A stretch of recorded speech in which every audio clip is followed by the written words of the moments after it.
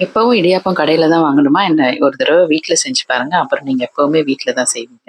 நான் இன்னைக்கு கொழுக்கட்டை மாவு வச்சு தான் இடியாப்பம் செய்றேன். உங்கட்ட இடியாப்ப மாவு வச்சும் செய்யலாம். அரிசி மாவு வச்சும் நீங்க செய்யலாம். இப்போ அந்த மாவ ஒரு பாத்திரத்துல போட்டு கொஞ்சமா உப்பும், எண்ணெயும் சேர்த்து லைட்டா கிளறி விட்டுக்கோங்க. அப்புறம் தண்ணிய சுட வச்சு நல்லா கொதிக்கிற பதம் வந்தோனே, அந்த கொதிக்கிற தண்ணிய கொஞ்சம் கொஞ்சமா அந்த மாவுல ஆட் பண்ணணும். நெறைய தண்ணி ஆயிடக்கூடாது. மாவு பிசு பிசுன்னு இருக்கக்கூடாது. அதே சமயம் ரொம்ப கட்டியாவும் இருக்கக்கூடாது. ஓரளவுக்கு அந்த மாவுல எல்லா சைடும் தண்ணி வர மாதிரி இருக்கணும்.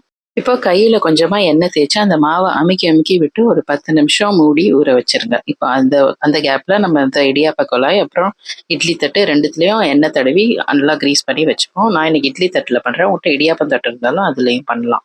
10 நிமிஷம் கழிச்சு அந்த மாவ எடுத்து உருட்டி அந்த இடியாப்ப குழாயில வச்சு புழிஞ்சீங்கன்னா, நல்லா சாஃப்ட்டா ஸ்மூத்தா வரும். இப்ப மாவு கரெக்ட்டா இருந்துச்சுன்னா, இடியாப்பம் நல்லாவே நமக்கு புளிய வரும். வேற யாரோட ஹெல்ப்பும் தேவையில்ல. நம்மளே புளிச்சிடலாம். இப்ப இந்த இடியாப்பத்த எல்லாம் புழிஞ்சு இட்லி குக்கர்ல வச்சு ஒரு 10 நிமிஷம் மூடி போட்டு வேக வச்சு எடுத்தீங்கன்னா, ஒரு சூப்பரான இடியாப்பம் நம்ம வீட்டிலேயே ரெடி ஆயிடும். இது செம்ம சாஃப்ட்டாவும் இருக்கும்.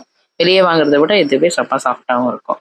இந்த இடியாப்பத்த உங்களுக்கு பிடிச்ச மாதிரி நீங்க செஞ்சு சாப்பிடுங்க. எனக்கு ரொம்ப பிடிச்சது தேங்காய், சர்க்கரை போட்டு புட்டு மாதிரி பண்ணி சாப்பிடுறது தான். அது நீங்களும் ட்ரை பண்ணி பாருங்க. Thank you.